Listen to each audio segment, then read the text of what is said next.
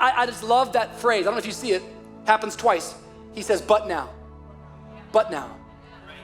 But now. I just love that phrasing that he has because we all have a but now story. But is what we call a conjunction in grammar. And a conjunction is used to join words or phrases or clauses together. And I want to let you know today that the grace of God is one big conjunction in your life. Conjunction, and, yet, but, or, so.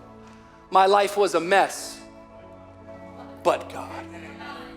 I fell down and God picked me up. I made a mistake, yet God forgave me.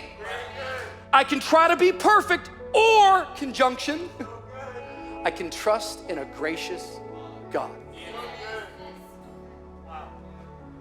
Once you were not a people, but now you are the people of God. Once you had not received mercy, but now you have received mercy. We've all got a but now story. We all have this moment. We all have this conjunction in our life. We all have this moment that I met God and something changed and something shifted. And it's not just a one-time salvation moment. It's a continual, perpetual, consistent lesson that I'm learning that God shows up and says, but now. Isn't this Peter's story? Like Peter, the writer of this? Like I think every week we have to address who's writing this. Because most of us in church leadership, I don't know if Peter would be qualified to lead a VOO crew at VOO Church. I mean, this guy did some crazy, outlandish, erratic stuff. He was impatient, he was hot-tempered. He was known as the cussing disciple. I gotta believe that most people would look at Peter's life and say, oh, this dude, God could never use this dude.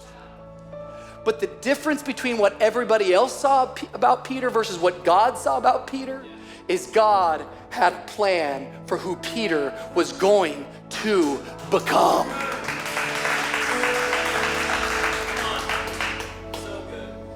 It's amazing to me because Peter is teaching us over and over again. I don't know if you notice this. Peter over and over again is teaching us that Jesus is a firm foundation. He's the chief cornerstone. He's the thing to build on. But please remember, what did Jesus say to Peter?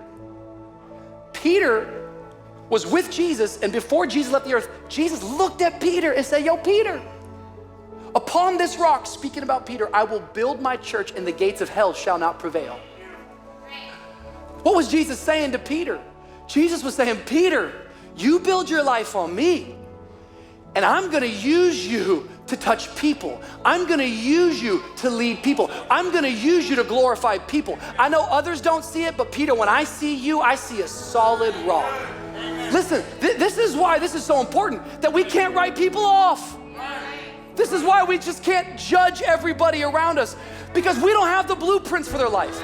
We don't know what God's doing in their life. We don't know that they're under construction. We don't know that they're still being built. We can't just write them off. I love, this sermon's called, Please Excuse the Mess.